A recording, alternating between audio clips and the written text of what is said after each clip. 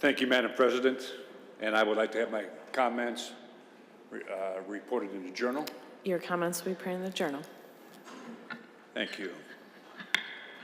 You know, I really do not like to bring this subject up because all of you are such nice people. But I want to talk with all of you about what I was doing in the middle of June, 1974. I was traveling north through that great state of Ohio, to that state up north, as the people in Ohio refer to it. But I refer to it as the great state of Michigan. I was fresh out of college, and I was very happy and very excited. I had never been to a metropolitan area in my entire life. Up to that point in life, coming to Michigan was the best decision I had ever made. Today, I stand here in front of all of you and consider myself one of the luckiest men who ever lived. This is the God's truth. When I crossed the state line into Michigan, I never envisioned about living the life that I have led. Being able to start my own business and prosper, marrying the girl of my dreams, being given 4 wonderful children, and being able to stand here in front of all of you as a Michigan State Senator is humbling. I'm so very thankful.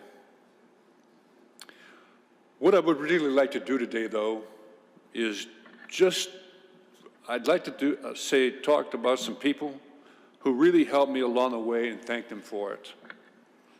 We all know that this can be a very rough business, and it's impossible to conduct this business without having help. I'm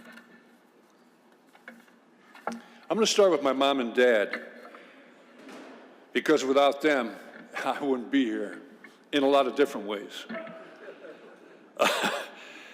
My mom and dad were married September 12th, 1950, and I was born in October of 1951. You could say that they took care of business pretty fast. My dad worked at Pepsi-Cola for 42 years, and my mom was an office manager for 3 doctors. Over and over, they emphasized to me through the years to always be the best that I could be. They also emphasized that it did not cost 10 cents to be kind, and it did not cost 10 cents to listen.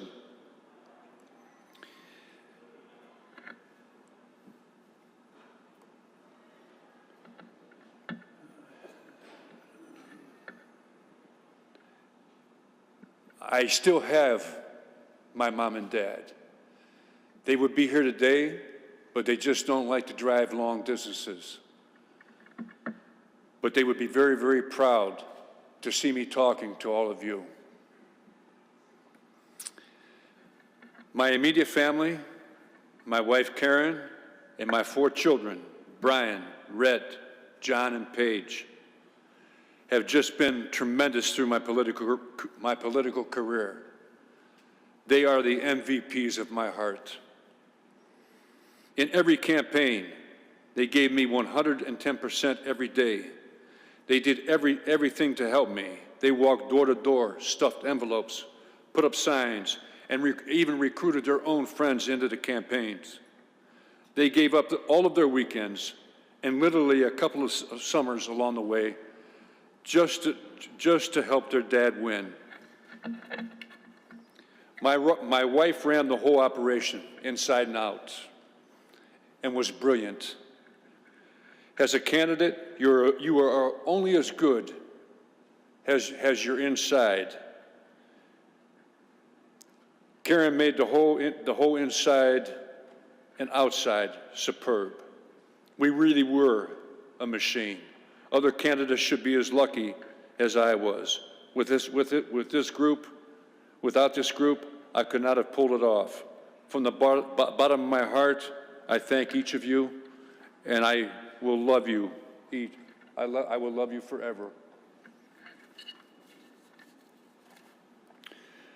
I want to thank former State Representative John Llewellyn, former Speaker of the House Rick Johnson, and a gentleman by the name of Mike Batterby. John Llewellyn and Mike Batterby ran HRCC, and Rick Johnson ran them. If it were not for these three men, I would have never made it to the state legislature in 2002. They stuck with me, although it was tough. There was a lot of tension between my camp and HRCC. I did not like them much, and the feeling was mutual. However, we did flip a seat, and today these guys are great, great friends. John, Rick, and Mike, wherever you are, thank you. I especially want to thank Dan Papineau, Ken Matteo, and Joe Martin. These three great men, and they are great men, have worked for me for a combined 23 years. When it comes to being versatile, these gentlemen wrote the book. Whether it was pushing legislation, being out on the campaign trail, taking care of constituent issues, or just keeping me on the straight and narrow, they did it and they never wavered. I also want to thank Megan Papineau, Diane Matteo, and Belle Martin for allowing me to phone their husbands at all kinds of crazy hours. I want to take this opportunity to thank former Majority Leader Randy Richardville and our current Majority Leader Arlen Meekoff for their leadership, vision, kindness, and patience. I also want to thank you for having the confidence in me to chair the Finance Committee for 8 straight years. Never once in 8 years did either one of these men interfere with anything I was doing. And that really meant a lot to me.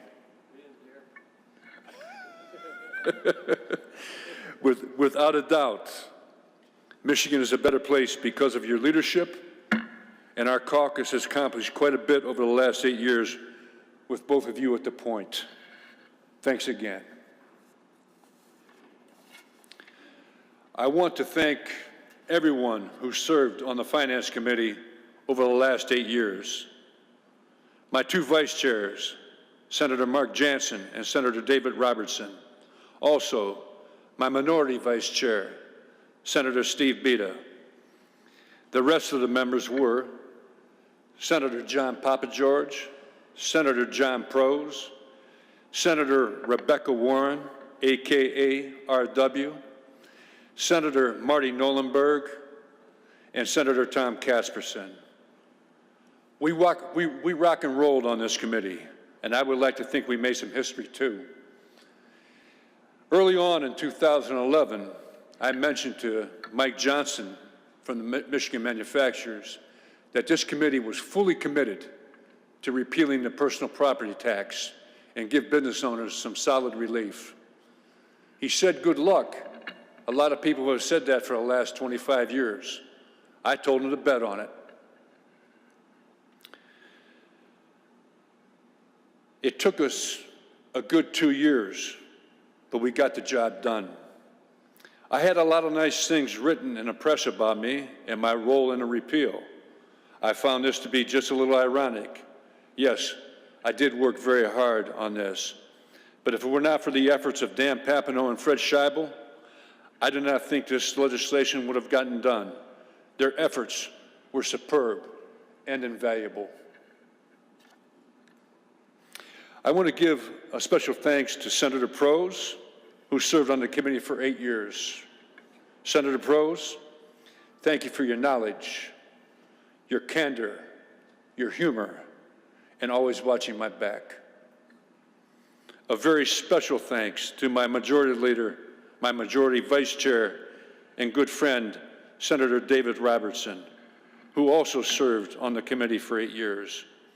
Senator Robertson, You may talk quicker than I can think, but you have always been staunchly committed to getting tax relief for all businesses and individuals.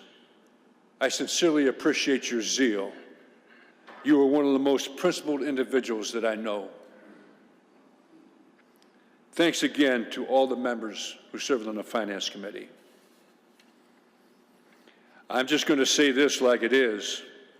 Mike Furland and his sergeants are top-notch and a crew of first-class individuals.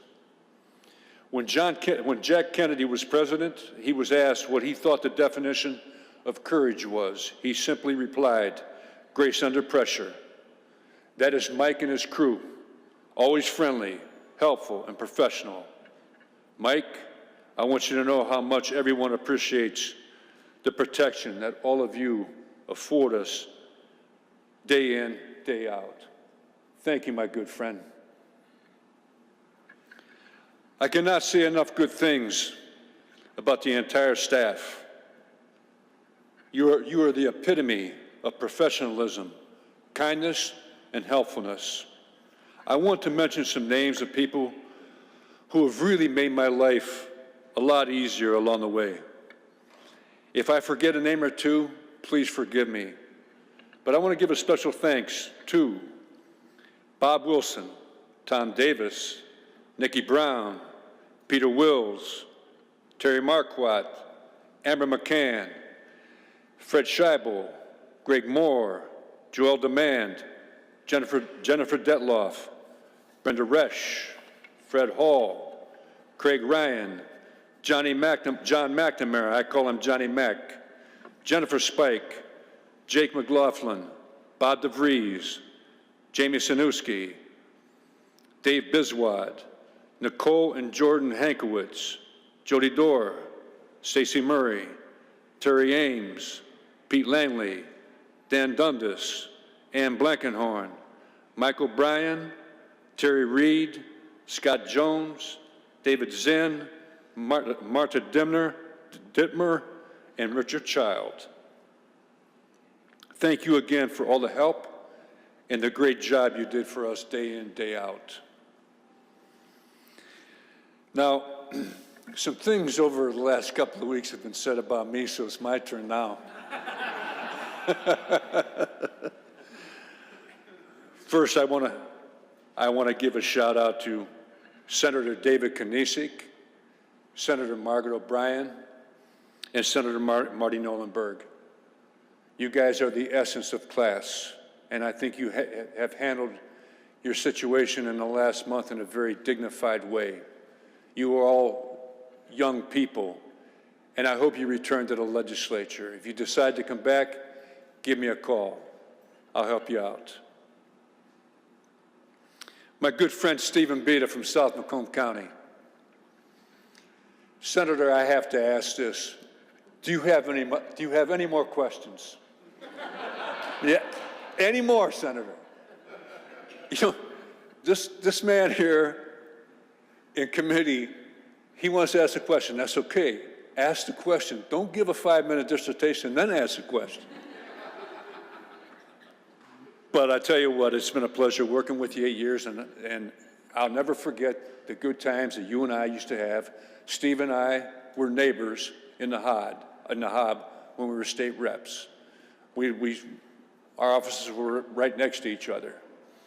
Needless to say, there wasn't a week that went by that we would have a couple of martinis after hours in my office, and we really bonded that way.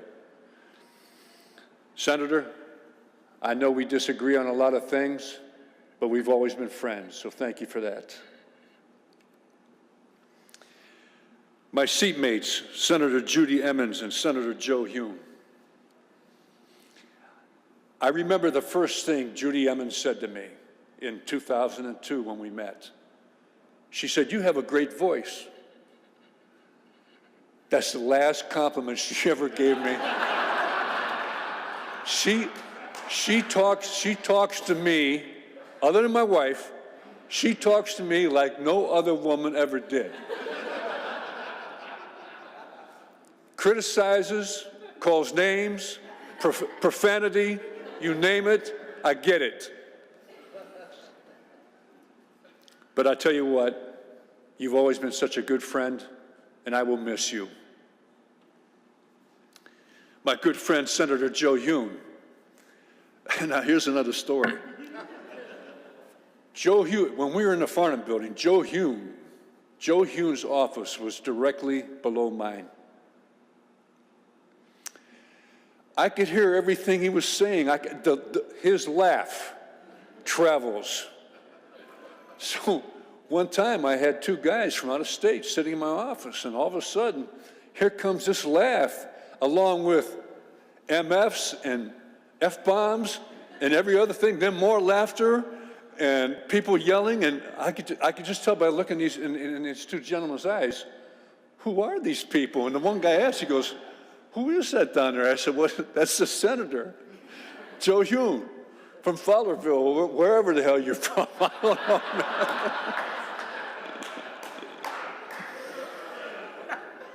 man. But thank you for your friendship. Senator David Hildebrand. This guy, I got to tell you, he is a cool cat. He's got a gift. You can't say no to him. Jack, he comes over day before we commit. Jack, can you run 8 bills for me tomorrow in your committee? Yeah, Dave, I'll take care of it. But he has been great to work with. I think he's got a great future. And Dave, it's been a pleasure being your friend. Senator Mike Knopfs. Senator Mike Knopfs and I have something in common. When we went into the State House, we were constantly referred to as vulnerables. Mike mentioned it in his speech the other day. I want to mention something about it now. They were doing it in kind of a hazing way. That's what made me mad. I knew that our seats were 50-50 or less, but there was 5 or 6 of us. But some of the older members, or should I say more experienced members, it got to be a little bit cutting. So I finally made it be known. That I didn't particularly care for this. That no one in my whole life ever referred to me as vulnerable, and I never thought of myself as being vulnerable. And I sat back down, and I'll never forget, and I thought to myself, man, I probably made somebody mad. Mike happened to be sitting right behind me. I feel this big hand clap me on the shoulder. He goes, Jack, I don't like it either. And he stands up and he starts talking about this dislike. To say the least, it toned down. But thank you, Mike, for that. I'll never forget it. Senator Phil Pavlo, it was an honor to be a part of your campaign for Congress in 2016. You came up a little short, but what happened to you during that time should have never been permitted by the Republican Party. My opinion only. But I still think about that to this day. You got a great future too, and I hope you come back. Senator Rebecca Warren, AKA RW. You're probably the most liberal vote in the Senate.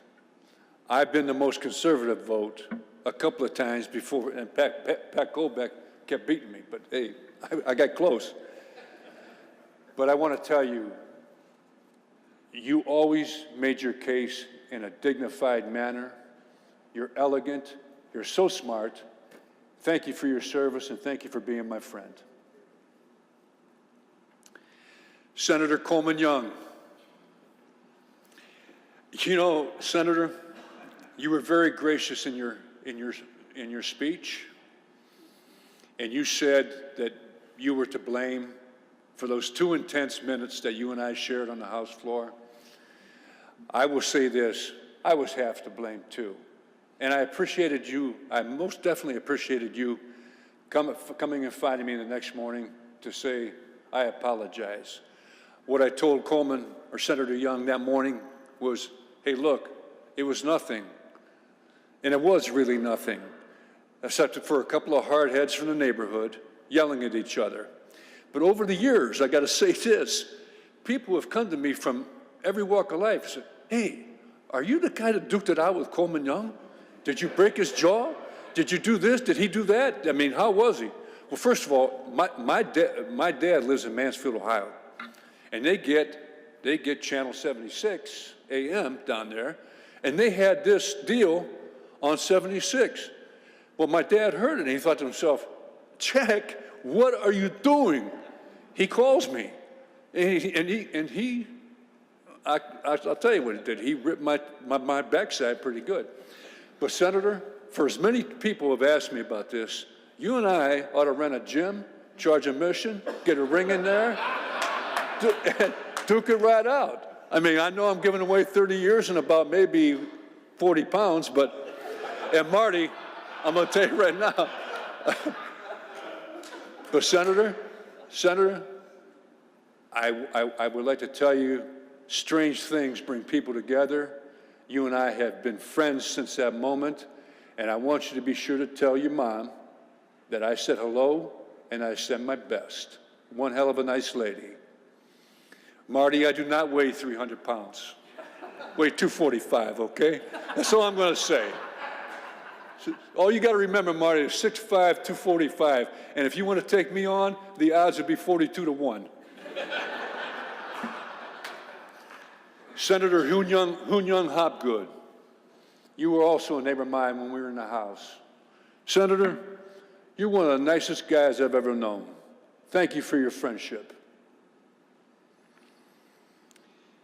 In closing, today, I feel exactly the same way I did the day I graduated from college. I was sad because I was leaving people that I love at a place that I loved. However, I was entering a new phase of my life, and I was very excited. As I said, this is exactly how I feel today. I guess you could say that the future is a mist, and you just do not know what is right around the corner. Just call it the mystery of life. I was saying goodbye to a good friend one time.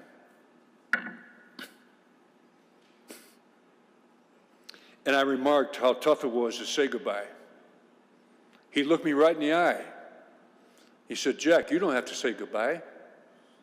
Just say, I'll see you later. I'll see you later.